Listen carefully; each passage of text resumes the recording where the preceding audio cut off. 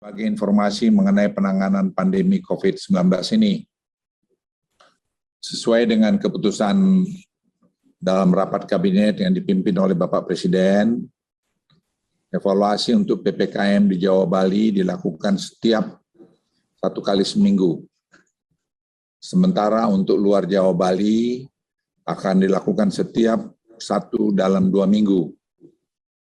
Pada malam ini kami diperintahkan oleh Bapak Presiden untuk menyampaikan keputusan tersebut ke publik. Setiap langkah yang pemerintah ambil tentunya telah mempertimbangkan berbagai aspek serta masukan-masukan dari berbagai ahli dalam bidangnya.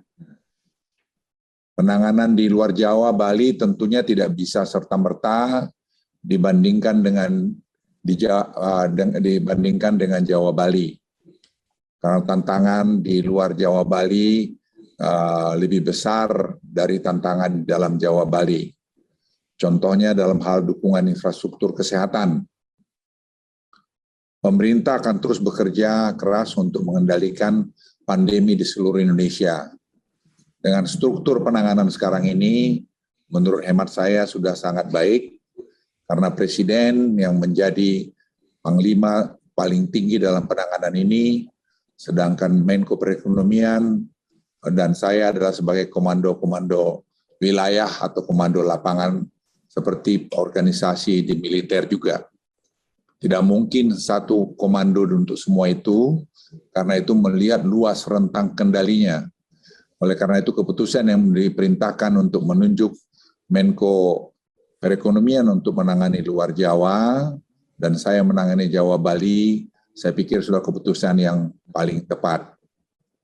Penerapan perpanjangan PPKM level 4, 3, dan 2 yang dilakukan sejak tanggal 2 Agustus hingga 9 Agustus di Jawa Bali menunjukkan hasil yang cukup menggembirakan. Dari data yang didapat, penurunan telah terjadi hingga 59,6% dari puncak kasus di tanggal 15 Juli 2021 yang lalu. Momentum yang sudah cukup baik ini harus terus dijaga. Untuk itu, atas arahan Presiden Republik Indonesia, maka PPKM level 4, 3, dan 2 di Jawa Bali akan diperpanjang sampai tanggal 16 Agustus 2021. Terkait keputusan ini akan dituangkan dalam instruksi Mendagri secara lebih detail.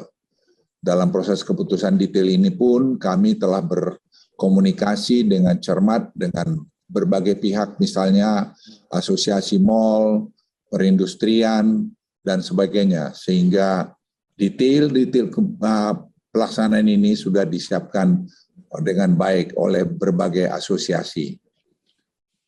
Selanjutnya, perlu saya jelaskan bahwa penurunan kasus dan perawatan rumah sakit juga terjadi di sejumlah aglomerasi di Jawa Bali, kecuali masih ada masalah di Malang Raya dan juga di Bali. Untuk itu, pemerintah akan segera melakukan intervensi kedua wilayah ini untuk menurunkan laju penambahan kasus. Tim kami sekarang sedang bergerak ke sana, dan saya sendiri juga nanti akan pergi mengunjungi kedua daerah ini. Selain jumlah kasus, kami juga melihat laju penambahan kematian di Jawa Bali semakin menurun, meskipun kondisinya masih bisa dikatakan fluktuatif di masing-masing provinsi.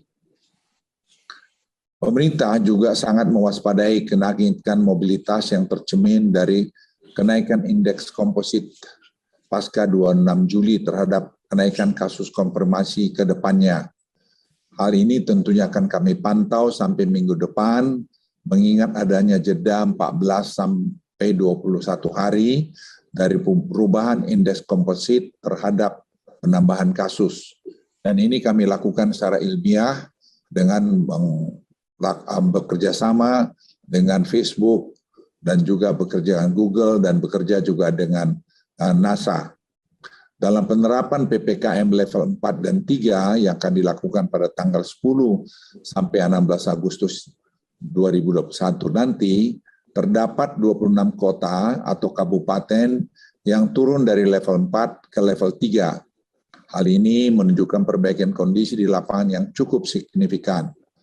Evaluasi tersebut kami lakukan dengan mengeluarkan indikator kematian dalam penilaian karena kami temukan adanya input data yang merupakan akumulasi angka kematian selama beberapa minggu ke belakang, sehingga menimbulkan distorsi dalam penilaian. Menyangkut ini pun kami sekarang terus bekerja keras untuk mengharmonisasi data. Dengan itu juga memperbaiki silacak.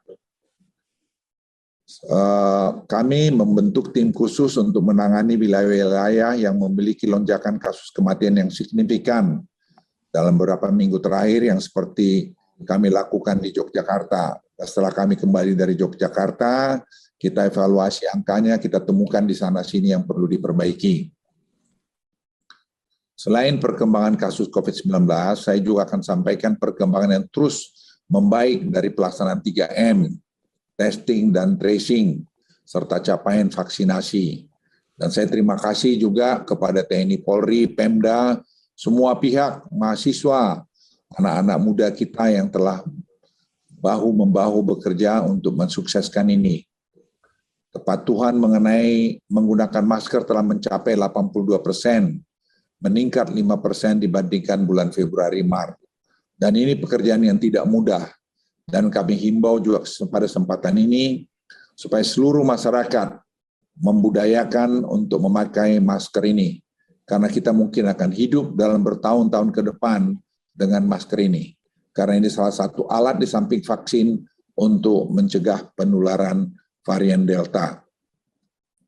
Dalam hal peningkatan jumlah testing dan tracing, jumlah spesimen dan orang dites meningkat sangat signifikan hingga 3 kali lipat sejak bulan Mei 2021.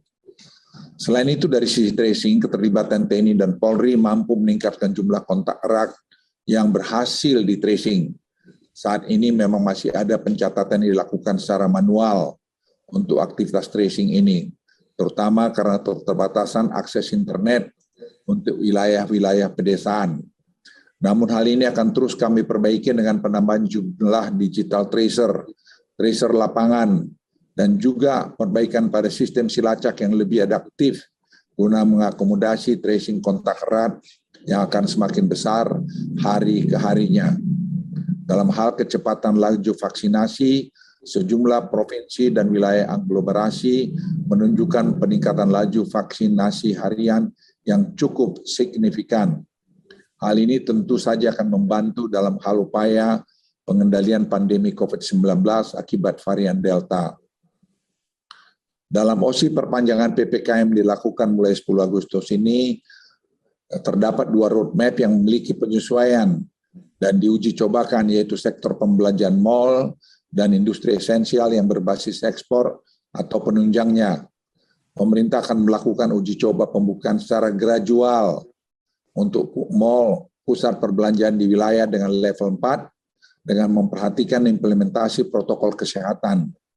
Uji coba pembukaan pusat perbelanjaan mal ini akan dilakukan di Kota Jakarta, Bandung, Surabaya, Semarang, dengan kapasitas 25% selama seminggu ke depan.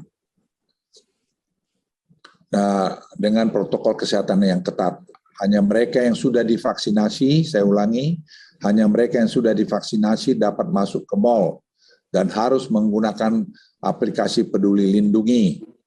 Anak umur 12 di bawah 12 tahun dan 70 di atas 70 tahun akan dilarang untuk masuk ke dalam mal pusat perbelanjaan sementara ini. Selain itu, untuk industri esensial berbasis ekspor, minggu ini juga sudah disusun semua protokol kesehatan agar minggu depan juga ini bisa dioperasikan di kota level 4 dengan 100% staf yang dibagi minimal dalam 2 shift. Penyesuaian di level 4 dilakukan juga tempat ibadah. Dalam perpanjangan mulai 10 Agustus, kabupaten di wilayah level 4 dapat melakukan ibadah dengan kapasitas maksimum 25% atau maksimal 20 orang. Kami ingin menekankan sekali lagi bahwa ada 3 pilar utama dalam hal penanganan COVID-19 ini. Pertama adalah peningkatan coverage vaksinasi secara cepat. Kedua, penerapan 3T yang tinggi. Dan kepatuhan 3M, terutama soal masker yang baik. Dalam menangani pandemi ini, pemerintah mengedepankan masalah kehati-hatian dengan baik. Jangan sampai perbaikan yang sudah kita capai dengan susah payah, kemudian menjadi sia-sia. Saya ingin menyampaikan pada Anda semua kita lelah. Bukan hanya petugas, masyarakat pun lelah. Oleh karena itu, jangan kita sia-siakan kelelahan kita ini karena kita tidak disiplin. Sekali lagi tentunya pemerintah tidak bisa bergerak sendiri tanpa keterlibatan peran serta dan juga kesadaran masyarakat. Masyarakat hari ini diharapkan memiliki kesadaran tinggi untuk berperan penuh dalam terus menjaga protokol kesehatan, utamanya dan melakukan penggunaan masker agar kita semua keluar dari badai pandemi ini. Saya juga ingin menyampaikan pengawasan arahan yang diberikan oleh Presiden kepada kami semua adalah dari waktu ke waktu. Yang menurut saya dengan pengalaman saya sebagai seorang perwira TNI melihat bahwa arahan-arahan ini yang membuat proses pengambilan keputusan cepat yang tidak banyak dibayangkan orang. Kalau teman-teman melihat di dalam proses pengambilan keputusan ini, bagaimana peran Presiden dalam mengarahkan adalah satu, saya pikir, pikiran langkah-langkah yang sangat patut kita apresiasi. Dan diakhiri juga dalam kesempatan ini saya ingin mengucapkan selamat Tahun Baru Islam 1443 Hijriah. Semoga kita semua selalu diberikan kesehatan, keberkahan, serta kekuatan untuk berjuang keluar dari pandemi COVID-19 ini. Terima kasih. Wassalamualaikum warahmatullahi wabarakatuh. Saya persilakan Menko Perekonomian.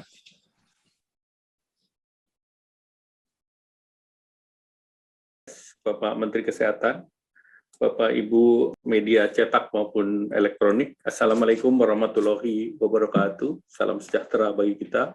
Om Swastiastu, Namo Buddhaya. Mungkin boleh share slide. Pertama, tadi kami hanya ingin menambahkan apa yang sudah disampaikan oleh Bapak Menko Marinvest. Secara nasional, kita lihat terjadi tren penurunan, walaupun ini masih dinamis, masih berubah. Namun kita lihat dari 7-day moving average, kasus konfirmasinya secara nasional 32.324 per mingguan, angka mingguan. Tingkat kematiannya 1.625 dan di rumah sakit 72.659. Kalau kita lihat berikut, kita lihat secara nasional memang Jawa Bali sudah mengalami penurunan, tadi sudah disampaikan oleh Menko Marinvest, dan kontribusi luar Jawa Bali sekarang 46,5% dari total nasional, dan kita lihat bahwa terjadi penambahan sebesar 1,23%. Lanjut. Nah, ini kita lihat di luar Jawa Bali ada yang meningkat, yaitu Sumatera Utara, Kaltim, Sumbar, Papua, dan Riau. Namun juga ada 10 provinsi yang menurun, yaitu Jambi, Bengkulu, Lampung, Kepri, NTB, NTT, Kaltim, Maluku, Maluku Utara, dan Papua Barat. Ikut. Ini beberapa hal yang menjadi arahan Bapak Presiden, yaitu peningkatan vaksinasi, kemudian arahan Bapak Presiden juga peningkatan testing tracing, yang targetnya per 1.000 itu 10, kemudian juga pembatasan PPKM yang ketat, kemudian juga terkait dengan isolasi terpusat. Nah, terkait dengan vaksinasi, ini yang ditargetkan kepada TNI, Polri, Pemda, dan BKKBN, dan khusus untuk di luar Jawa Bali, ini sudah ada jadwal pengiriman di bulan Juli dan Agustus, itu sekitar 10,6 juta, kemudian yang akan juga hadir 12 Agustus sebesar 6 juta, kemudian ada rilis pengiriman 5,6 juta, dan diharapkan ini bisa terkirim minggu ketiga bulan Agustus sebesar 34 juta dari total 73 juta yang akan datang di bulan Agustus. Lanjut. Nah, ini data-data tingkat daripada pengetesan, karena memang jumlah tes yang ditargetkan adalah yang biru sesuai dalam instruksi Mendagri di 27 kabupaten kota. Angka merah itu menunjukkan capaian, misalnya Kaltara sudah mencapai 75%, Kaltim itu sekitar 65%, dan kemudian beberapa daerah lain juga sudah mengalami peningkatan. Lanjut. Nah, ini kita lihat beberapa daerah mobilitas. Nah, kita lihat mobilitas di berbagai daerah telah terjadi penurunan, terutama di hampir semua area menurun, dan 2 area yang seperti juga di Jawa yang masih diberikan keleluasaan ataupun terkait dengan kegiatan adalah di toko makan atau apotek dan di daerah pemukiman. Nah, kalau dilihat 2 provinsi yang mobilitasnya masih di atas positif, yaitu Sumatera Barat 0,8 secara rata-rata, dan Riau di daerah umum masih 5% dan NTT 22%. Terhadap kegiatan ini tentu kita akan terus menekan dalam kegiatan-kegiatan ke depan, dan kita juga memonitor di luar Jawa terkait dengan tren-tren kenaikan kasus aktif. Nah, dari hasil evaluasi, pemerintah melihat bahwa 45 kabupaten kota ini masih perlu ditindaklanjuti, dan pemerintah juga mempersiapkan isolasi terpusat di luar Jawa dengan mempertimbangkan kasus yang ada, dan pemerintah akan menggunakan fasilitas kapal Pelni yang telah disiapkan oleh Kementerian Perhubungan bekerja sama dengan BNPB, Kementerian Kesehatan, dan pemerintah daerah. Dan untuk awal akan dipersiapkan di 4 kota, Medan, Bitung, Sorong, Bandar Lampung, sedangkan fasilitas gedung di daerah juga dipersiapkan oleh Kementerian PUPR bersama BNPB, antara lain menggunakan Wisma Atlet, Asrama Haji, Balai Diklat, Rusun, dan ini telah diidentifikasi di beberapa daerah, termasuk di Sumatera Utara, kemudian di Riau, di Padang, di 5 daerah yang tadi meningkat secara tinggi.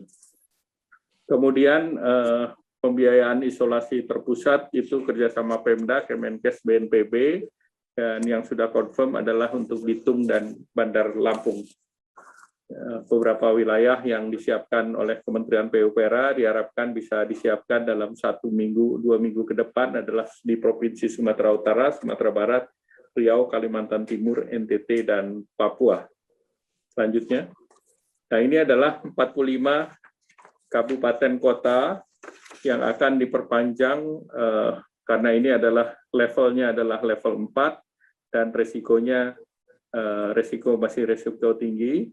Di luar Jawa ini level 4 ada 132 kabupaten kota, namun 45 kabupaten kota yang kita tingkatkan tetap berada di level 4. Level 3 ada 215 kabupaten kota, level 2 ada 39 kabupaten kota. Selanjutnya, sesuai dengan arahan Bapak Presiden, khusus di luar Jawa Bali akan diberlakukan perpanjangan selama 2 minggu, yaitu tanggal 10 sampai dengan tanggal 23 Agustus, karena memang berbeda dengan Pulau Jawa yang sudah menurun, maka yang di luar Jawa ini karena natur kepulauan dan wilayahnya luas, maka akan diperpanjang selama 2 minggu, dan levelnya adalah yang untuk level 4 ada 45 kabupaten kota, level 3 302 kabupaten kota, kemudian di level 3 302 kabupaten kota yang terdiri dari sebagian level assessment 3 dan sebagian level assessment 4. Kemudian di level 2 ada 39 kabupaten kota. Kemudian perubahan pembatasan untuk PPKM level 3 di luar Jawa Bali, yaitu 1, kegiatan belajar mengajar dapat dilakukan tatap muka, maksimum 50% dengan prokes ketat. Kemudian industri orientasi ekspor dan penunjangnya beroperasi 100% dengan prokes ketat, dan apabila ditemukan klaster akan ditutup 5 hari. kemudian restoran, makan di tempat maksimal 50% dengan prokes ketat, kemudian di pusat pembelanjaan 50% wajib masker, tempat ibadah 50%, kapasitas 50 orang dengan prokes ketat. Ini yang khusus untuk level 3. Jadi saya ulangi, ini level 3, bukan level 4. Khusus level 4 di luar Jawa Bali akan ada penyesuaian di industri ekspor dan penunjangnya. Ini bisa beroperasi secara penuh dan apabila ditemukan klaster ditutup 5 hari dan tentu harus berbasis IOMKI dan dilakukan vaksinasi. Sedangkan tempat ibadah maksimal 25% atau 30 orang dengan prokes ketat. Dan ini seluruhnya akan dimasukkan di dalam instruksi Mendagri yang akan diterbitkan pada malam hari ini. Nah, ini adalah secara matriks, tadi sudah dijelaskan. Jadi ini berdasarkan work from home, belajar mengajar, 50%, industri, restoran dan kafe, warung, lapak, jajanan, PKL, toko kelontong. Nah, ini prokes dan diatur oleh Pemda. Kemudian mall tadi disampaikan ini level 3 ya, bukan level 4, itu 50%. Kemudian pasar tradisional juga dengan regulasi Pemda. Kemudian tempat ibadah. Demikian Bapak Menko Marinvest, terima kasih. Dan sekali lagi arahan Bapak Presiden bahwa beberapa hal terkait vaksinasi, testing, tracing, dan juga pembatasan mobilitas, isolasi terpusat, dan ketersediaan obat, ketersediaan oksigen, seluruhnya sudah dipersiapkan, dan nanti Pak Menkes akan menjelaskan terkait dengan hal tersebut. Demikian, silakan Pak Menko. Silakan Pak Menteri Kesehatan, Pak Budi. Terima kasih Pak Menko, rekan-rekan wartawan. Assalamualaikum warahmatullahi wabarakatuh. Bapak Presiden memberikan arahan bahwa ke depannya mungkin besar bahwa virus ini akan hidup cukup lama bersama kita. Jadi arahan Bapak Presiden, kita harus memiliki roadmap bagaimana ke depannya kalau memang virus ini hilangnya membutuhkan waktu sampai tahunan.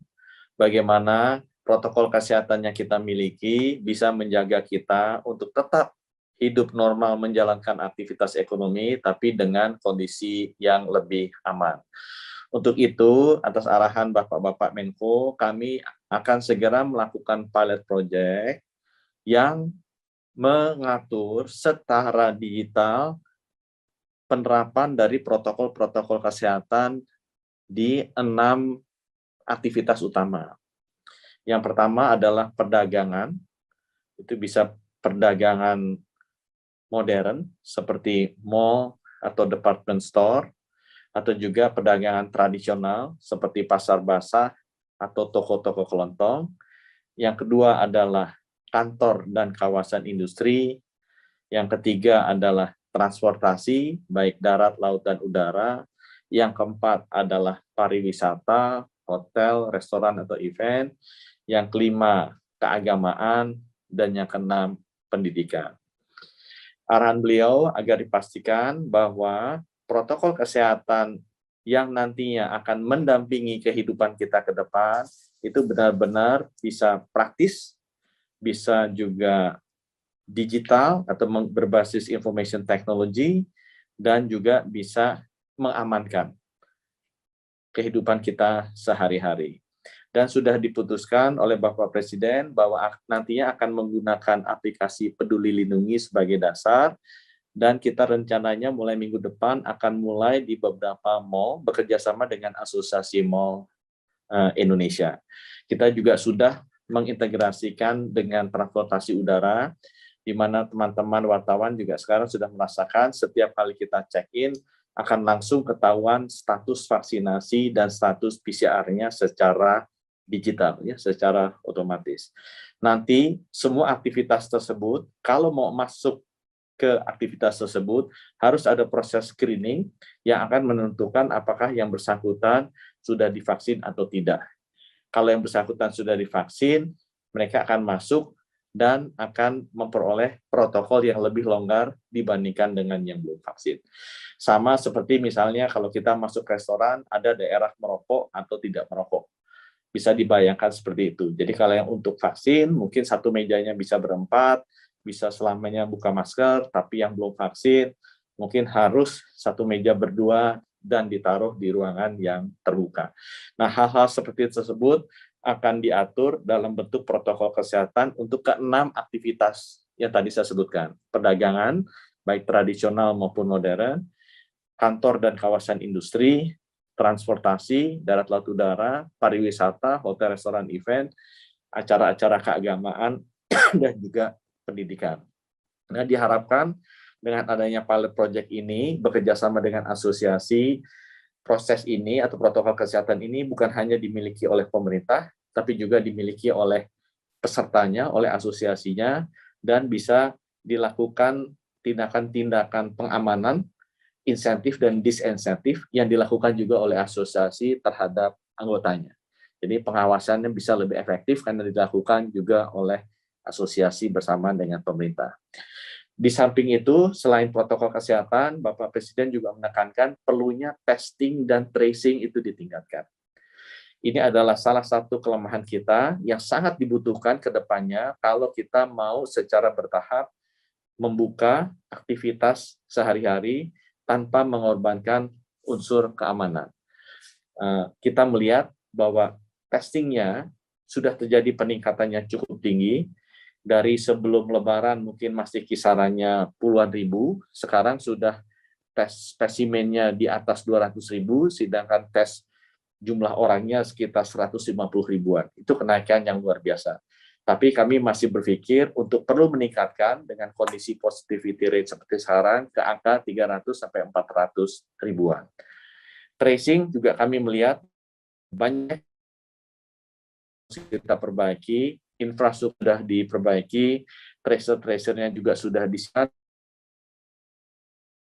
TNI dan Polri, tapi kita masih memperbaiki sistemnya kita, performance-nya juga, agar ngisinya lebih mudah dan kualitas data yang dimasukkan. Kami berharap 2 minggu signifikan dan juga semua aksi pendukungnya sudah terintegrasi menjadi satu.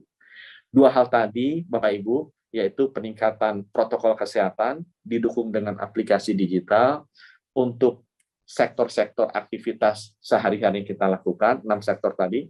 Kemudian kedua, testing tracing yang lebih agresif, ditingkatkan di seluruh pelosok Nusantara dengan bantuan TNI dan Polri, kita rasa bisa menjadi alat agar kita bisa secara bertahap menyeimbangkan antara kegiatan ekonomi di satu sisi, tapi di sisi lain menjaga keamanan kita bersama.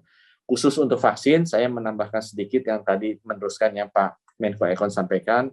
Memang Bapak Presiden menyampaikan dipastikan bahwa aglomerasi 7 di Jawa plus Bali kalau bisa segera diselesaikan dengan minimal 70% sudah dicapai di akhir September. Kemudian 45 kabupaten kota di luar Jawa dan Bali akan menjadi prioritas kita untuk mendapatkan tambahan vaksin karena mereka memang kasus konfirmasinya tinggi. Dan yang ketiga, khusus untuk 5 kabupaten kota. Jadi Kabupaten Jayapura, Kota Jayapura, ada satu lagi Kabupaten Kerom, Kabupaten Merauke, dan Kabupaten Mimika, itu sudah dikeluarkan instruksi Mendagrinya untuk segera dilakukan vaksinasi sebelum akhir September karena persiapan untuk PON di Papua. Mungkin dari kami demikian, rekan-rekan sekalian serta Bapak Menko, terima kasih. Wassalamualaikum warahmatullahi wabarakatuh. Teman-teman media, saya kira kami bertiga sudah memberikan penjelasan. Sekali lagi saya menyampaikan tadi apa yang disampaikan oleh Menko Perekonomian dan juga Menteri Kesehatan. Kita ke depan mungkin akan hidup seperti ini, di mana semua akan makin banyak digitalize, jadi akan banyak kita nanti mengandalkan kartu vaksinasi atau Q card gitu, dan atau juga nanti masker, cuci tangan dan seterusnya. Jadi semua pembayaran bungit juga akan nanti orang kurangin dengan cash, akan lanjut juga mungkin dengan handphone. Ini saya kira kita ambil saja hikmahnya untuk ini semua. Yang kedua, saya ingin ingatkan teman-teman semua, kita semua rakyat Indonesia super hati-hati menghadapi ini. Kita tidak perlu jumawa bahwa ini sudah selesai, masih jauh dari selesai. Dan tadi hasil studi para pakar ahli dunia, 70% mereka mengatakan ini kasus akan terus masih beberapa tahun ke depan. Oleh karena itu, gaya hidup kita pasti akan berubah. Cara hidup kita harus berubah. Dan kita harus bersama-sama menyesuaikan dengan cara baru ini. Oleh karena itu, kami mohon kita semua harus bahu-membahu untuk bekerja dan untuk mensukseskan ini. Apa yang kita lakukan, kita seluruhnya selalu komunikasikan dengan terbuka dan selalu kita minta pendapat masukan untuk membuat yang terbaik buat Republik tercinta ini. Sekali lagi terima kasih, selamat beraktivitas.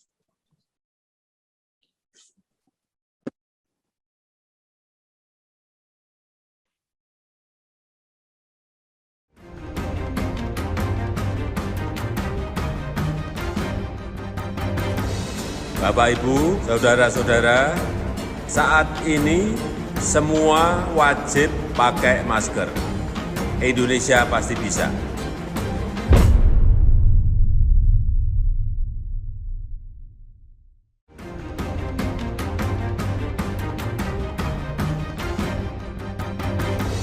Bapak, Ibu, saudara-saudara, saat ini semua wajib pakai masker. Indonesia pasti bisa.